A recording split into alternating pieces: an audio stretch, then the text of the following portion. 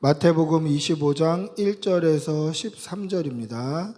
우리 천천히 한 목소리로 함께 읽겠습니다. 1절에서 13절 같이 읽겠습니다. 그때에 천국은 마치 등을 들고 신랑을 맞으러 나간 10처녀와 같다 하리니 그 중에 5은 미련하고 5은 슬기 있는 자라.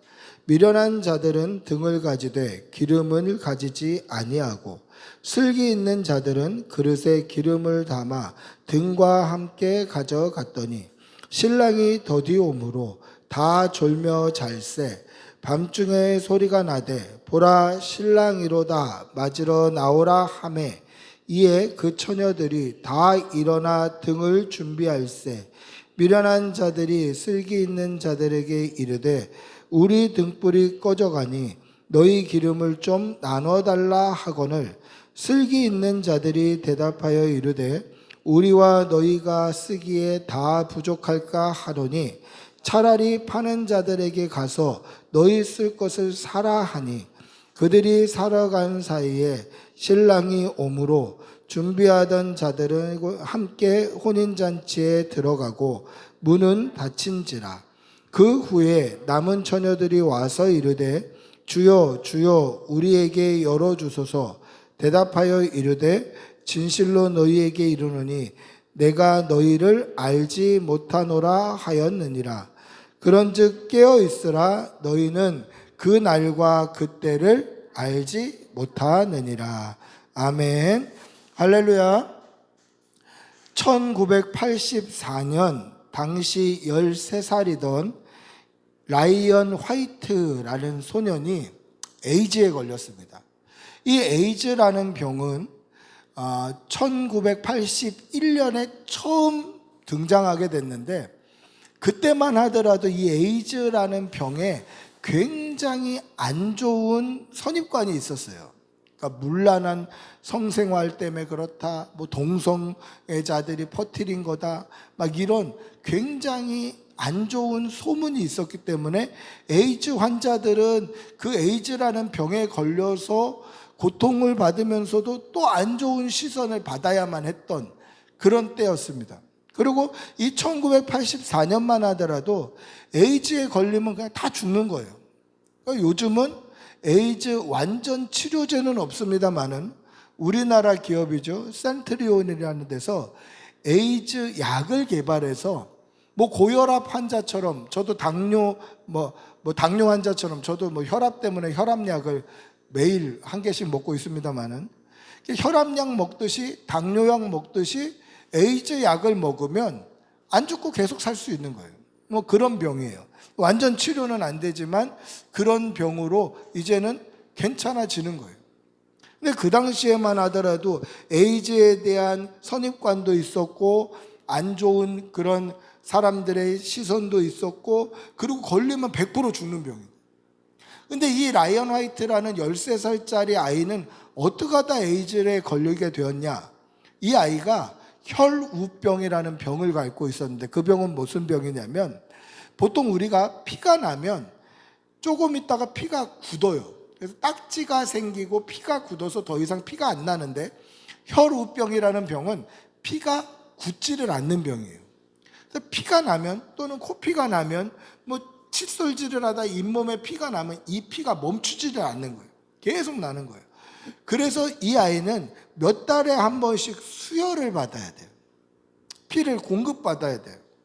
그런데 공급받은 피가 에이즈 환자 피였던 거예요.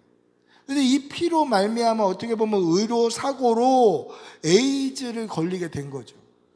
근데 이 친구가 13살에 그래서 불치의 에이즈라는 병에 걸렸고 그 병에 대한 인식을 바꾸는 계기가 되었고 그 병에 걸리면 100% 죽을 수밖에 없는 병인데 그럼에도 불구하고 이 라이언 화이트는 굉장히 밝게 살아가는 거예요.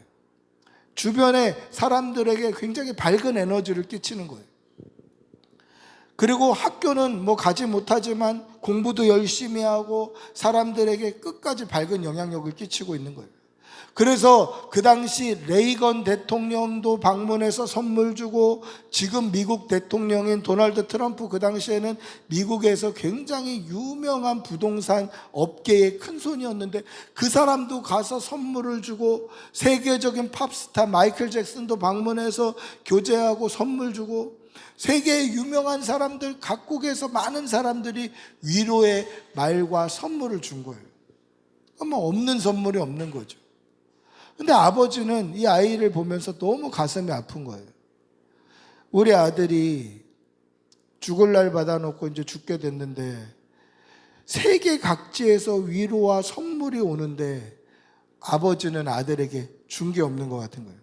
그래서 미안해서 아들, 아빠는 너한테 아무것도 준 게 없어서 정말 미안해 하면서 우니까 이 아들이 뭐라고 얘기했냐면, 아빠가 저에게 주신 것은 세상 어떤 사람이 준 선물보다 더 귀한 선물이에요. 아빠가 저에게 주신 선물은 예수 그리스도 복음이기 때문에 이 선물은, 이 땅에서 받는 이 선물들은 이 땅에서 가치가 끝나지만 아빠가 주신 복음, 예수, 믿음이라는 선물은 이 땅에서 가치가 끝나는 것이 아니라 영원한 천국까지 이어지는 영원한 가치의 선물이기 때문에 아버지가 전해준 선물이 저에게는 가장 귀합니다. 이렇게 얘기했다는 거예요. 1990년 19살일 때 세상을 떠날 때까지 주변을 밝히고 믿음으로 끝까지 살았던 사람이 이 라이언 화이트라는 사람이에요. 여러분, 믿음은요, 지금 우리가 믿는 이 현재의 믿음도 중요하지만 더 중요한 것은 주님이 다시 오실 그때까지, 또는 우리의 생명이 끝나서 하나님의 심판대 앞에 서는 그날까지 마지막 끝까지 믿는 게 더 중요한 거예요. 지금 우리가 믿는 믿음 중요하지 않다는 거 아니에요. 오늘 이 시간 예배드리고 하나님을 찬양하고 하나님 앞에 서는 이 믿음 중요합니다. 근데 이것보다 더 중요한 믿음은 우리 생명 끝날 때까지, 주님 다시 오시는 그날까지 끝까지 예수님 더 사랑하고 하나님 더 사랑하고 십자가 더 세게 붙들고 믿음으로 사는 거예요.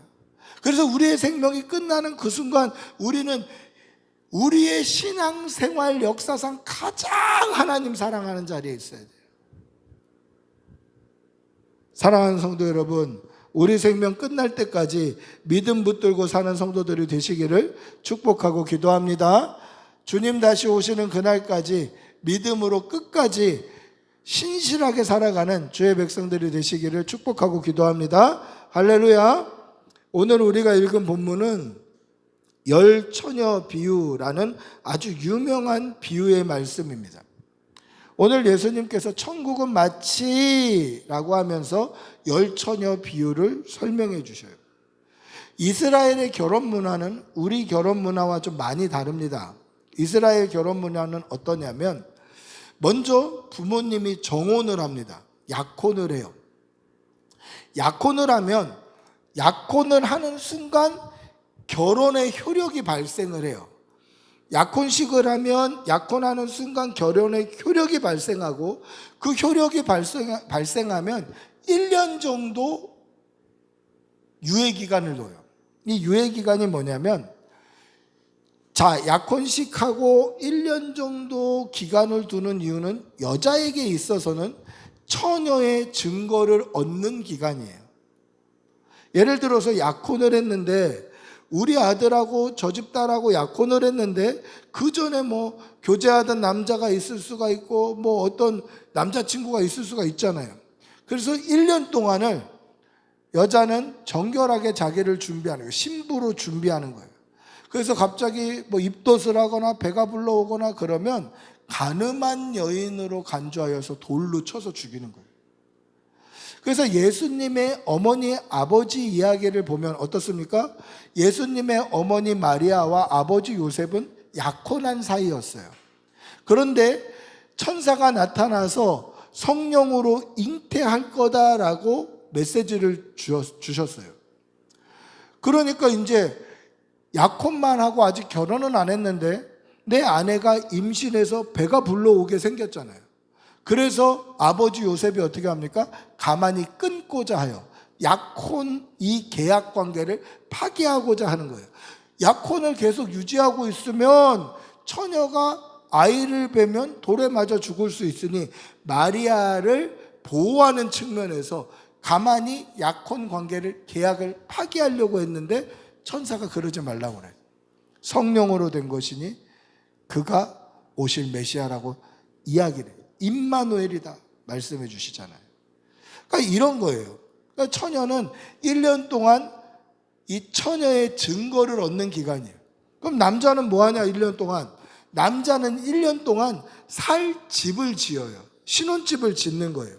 보통은 아버지 집 안에 별채를 짓기도 하고 또 좀 부유한 사람은 땅을 뭐 얻어서 또 새로 짓기도 하겠죠. 그래서 자기가 결혼해서 부인하고 또 자녀를 낳아서 살 집을 막 아들이 열심히 짓는 것을 보면 아, 이제 저 아이가 우리 아들이 한 가정을 건사할 사나이가 됐구나, 어른이 됐구나 라고 생각하면 아버지가 여자 신부의 집에 신부를 데리러 가겠다고 통보를 합니다. 그러면 이제 혼인잔치가 벌어지는 거예요. 신랑은 신부를 데리러 가죠. 그리고 이 신부 친구들과 그 사람들은 등불이나 횃불을 가지고 신랑을 맞이합니다. 신랑이 들어오면 등불이나 횃불을 가지고 퍼레이드를 해서 그 퍼레이드를 한 다음에 신부 집에 들어가서 혼인잔치를 하는데 이 퍼레이드 해준 친구들이 들어가면 혼인잔치집 문이 닫혀요. 문이 닫히면 이 혼인잔치하는 기간 동안에는 다시 문이 열리지 않습니다. 독특한 습성이죠. 한 번 닫힌 문은 열리지 않아요. 근데 그 문에 들어갈 수 있는 사람들은 누구냐? 신랑의 길을 밝혀준 횃불이나 등불을 가지고 퍼레이드에 참석했던 사람만 들어갈 수 있는 거예요. 문이 닫히면 나올 수 없는 거죠. 들어갈 수도 없는 거예요.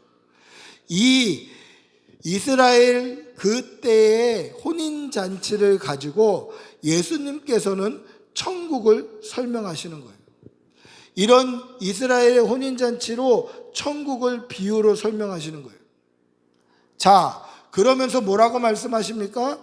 혼인잔치를 준비하며 신랑을 맞으러 간 10처녀와 같으니 그 10처녀 중에 5은 미련하고 5은 슬기롭다라는 거예요. 여러분 여기서 똑똑했다, 공부를 못했다 이런 뜻이 아니라 5명은 미련했고 5명은 슬기로웠다라는 이 표현에 좀 집중을 해야 돼요. 미련했다, 슬기로웠다. 그럼 뭐에 대해서 미련하고 뭐에 대해서 슬기로웠을까? 이것을 우리는 생각하고 넘어가야 되죠. 자, 미련한 자들은 등불만 가지고 있었고 슬기로운 자들은 등불과 함께 그릇에 기름을 담아서 같이 가지고 있었어요. 자, 보세요. 신랑은 신부를 맞으러 갈 때 가급적 해가 지고 얼마 안 돼서 맞이하러 갑니다. 왜냐하면 지금 우리가 로마 시간, 우리가 시계가 있으니까 정확한 시간을 알 수 있죠. 밤 12시가 땡 지나면 내일이잖아요. 밤 12시가 땡 지나면 내일이에요. 우리가 시계가 있으니까 알 수 있지만 당시에는 태양의 방향으로 시간을 알아볼 수 있었던 그 시대에는 언제가 내일이냐면 해가 떨어져서 밤이 되면 내일이에요. 근데 아버지는 신랑에게 미리 얘기해 주지 않아요. 너 신부 데리러 가, 언제 데리러 가 미리 얘기해 주지 않아요. 왜냐하면 미리 얘기를 해주면 이 아이가 불성실해질까 봐 성실하게 신혼집을 열심히 준비하고 있는 동안에 얘기를 안 해주다가 갑자기 내일 혹은 모레 신부 데리러 가라 딱 준비해 놓고 아버지가 얘기를 해줘요. 그러면 내가 신랑이면 사랑하는 신부를 데리러 갈 때 내일 데리러 가 하면 언제 데리러 갈까요? 지금 우리로 치면 밤 12시 땡 지나면 내일이니까 데리러 갈게요 하면 뭔가 사랑꾼처럼 보이잖아요. 그러니까 대부분 해가 떨어지면 신랑이 일찍 오는 게 상식인 거예요. 당연히 일찍 올 줄 아는 거죠. 그런데 무슨 일인지 신랑이 더디 오는 거예요. 늦게 오는 거예요. 밤이 늦었는데 아직 신랑이 올 기미가 안 보이는 거예요. 그래서 어떡합니까? 슬기로운 자나 미련한 자나 다 같이 졸며 자고 있었어요. 우리 말씀 한번 읽어볼까요? 오늘 읽었던 본문 3절부터 5절입니다. 3, 4, 5절 한번 읽어보겠습니다. 시작. 미련한 자들은 등을 가지되 기름은 가지지 아니하고 슬기 있는 자들은 그릇에 기름을 담아 등과 함께 가져갔더니 신랑이 더디 오므로 다 졸며 잘세. 신랑이 무슨 이유인지 늦게 오는 거예요. 그래서 다 졸며 자요. 그럼 보세요. 미련한 사람, 슬기로운 사람이 다 같이 졸면서 잤단 얘기예요. 미련한 사람은 미련해서 자고 슬기로운 사람은 깨어 있었다, 이게 아니었죠. 다 졸며 자요. 신랑이 더디 오며 다 졸면서 자요. 그러니까 그들의 삶의 태도를 봐서는 미련한지 슬기로운지 알 수 있다 없다? 알 수 없어요. 그들의 삶, 겉으로 드러나는 삶의 태도, 그들의 겉으로 드러나는 삶의 양태로는 그가 슬기로운 자인지 미련한 자인지 구분이 안 되더라는 거예요. 그럼 뭘로 구별할 수 있을까요? 뭘로 구별할 수 있을까요? 삶으로는 구별이 안 돼요. 슬기로운 자도 다 졸면서 자요. 미련한 자들도 다 졸면서 자요. 다 졸면서 자기 때문에 이들이 슬기로웠는지 미련했는지 그들의 삶의 태도, 삶의 모습으로는 그들이 구별이 안 간다는 거예요. 그럼 뭘로 구별할 수 있죠? 그들이 준비한 것으로 구별이 가능하다라는 거예요. 슬기로운 자들은 어떻습니까? 등이 꺼질 수도 있다고 생각한 사람들이에요.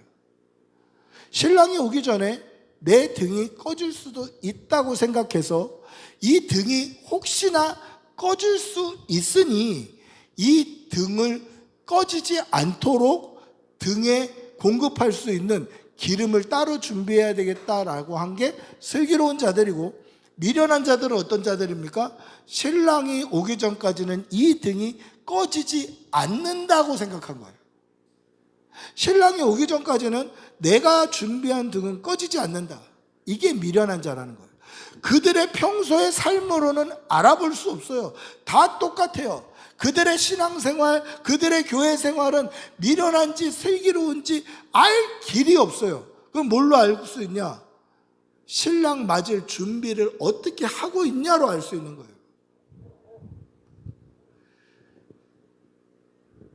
신랑이 다시 올 때까지, 신랑이 그 집에 약혼식 때 한 번 왔던 신랑이 결혼식 때 다시 올 때까지 등불을 끝까지 꺼트리지 않고 준비할 수 있는 사람이 슬기로운 자들이에요.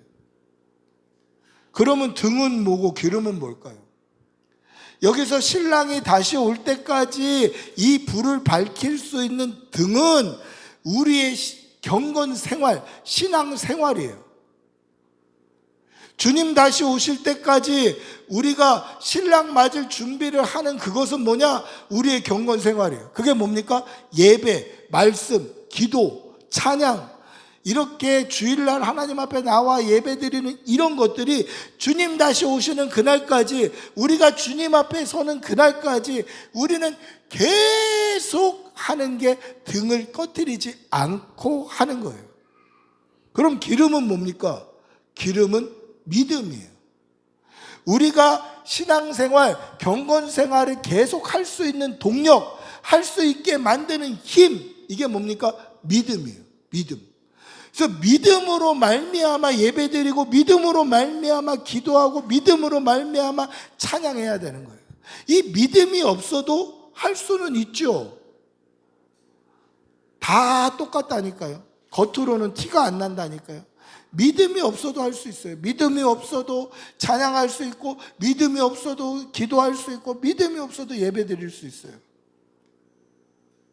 근데 그런 거를 예수님은 뭐라고 부르시냐면 외식이다, 그렇게 부르셔요. 겉으로만 신앙생활 한다라는 거죠.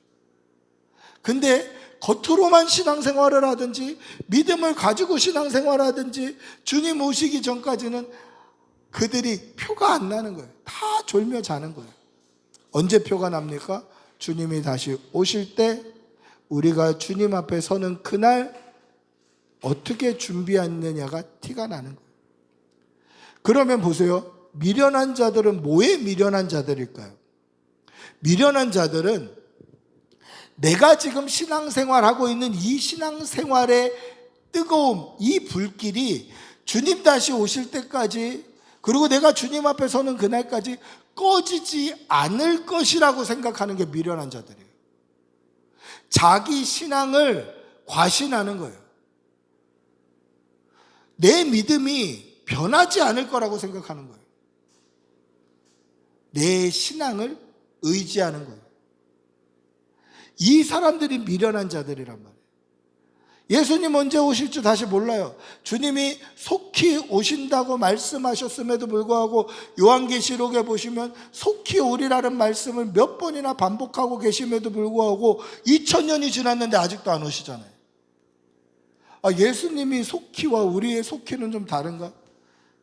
그래서 이스라엘 백성들은 주님이 승천하셨을 때 금방 오실 줄 알았어요. 그래서 금방 오실 줄 알고 그 금방 오실 주님을 기다리면서 핍박과 박해와 모진 고문들을 이겨냈단 말이에요. 믿음으로. 근데 주님은 아직까지도 안 오시고 계십니다. 그런데 언제 오실지도 모르는 이 주님을 맞을 우리가 우리의 믿음을 과신해서는 안 되는 거예요. 어떤 일이 있을 줄 알아요? 무슨 일이 있어서 주님이 더디 오실 줄 어떻게 알아요? 근데 이것을 과신하는 것이 미련한 자들이에요. 지혜 있는 자들은 어떤 자들입니까? 내 믿음을, 내 신앙생활을 의지하지 않는 거예요. 언제든지 꺼질 수 있다. 그래서 이 믿음을 항상 준비하고 있는 거예요. 주님 믿음 주십시오. 성령 충만 주십시오. 주님 저는 약합니다. 저는 보잘것없습니다. 그러니 하나님 힘 주십시오.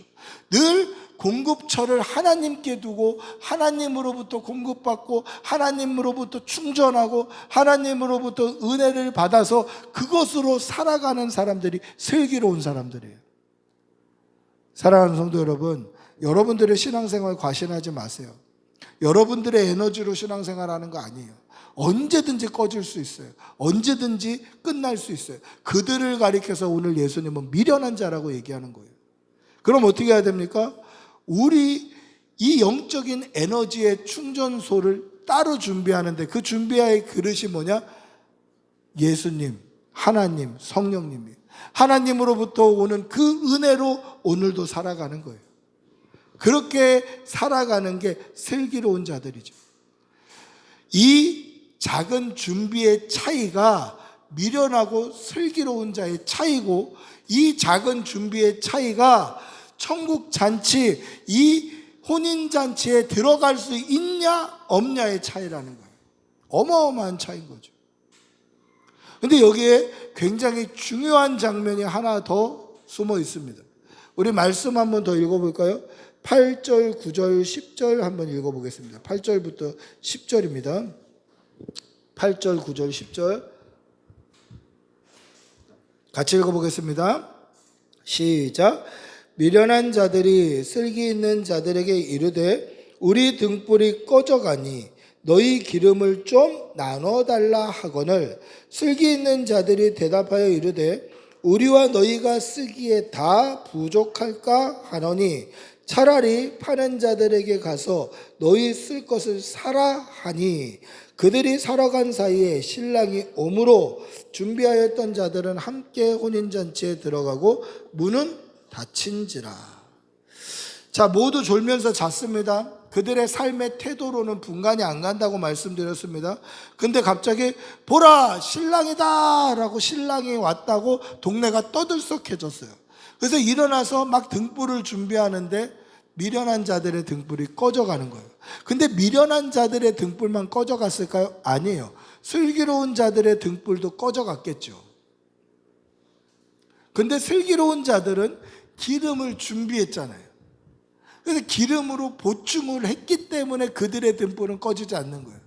이래서 하나님으로부터 받는 은혜, 성령님의 충만함이 너무너무 중요하다라고 제가 말씀드린 겁니다. 그런데 꺼져가는 미련한 자들이 뭐라고 얘기합니까? 우리 등불이 꺼져가니 너희 기름을 좀 나눠달라라고 얘기해요. 등불이 꺼져가니까 기름 좀 나눠달라 그렇게 얘기해요. 그럼 어떻게 해서든지 좀 나눠주겠죠. 뭐 좀 십시일반하든지 뭐 좀 나눠주든지 뭐 올 때까지 조금 이렇게 조금씩 더 줘보든지 뭐 이렇게 방법을 찾아야 되는데 어떻게 얘기합니까? 우리와 너희의 쓰기가 다 부족할까 하노니 차라리 파는 자들에게 가서 쓸 것을 좀 사라 그래요. 자, 너희들 나눠줬다가 우리 것도 꺼지면 안 되니까 못 나눠주겠다는 거예요. 근데 이 내용이 굉장히 중요한 내용인데 이 내용은 여태까지 예수님의 가르침과 조금 달라요. 예수님이 마태복음 5장에 산상 설교를 하시면서 이런 말씀을 하셔요.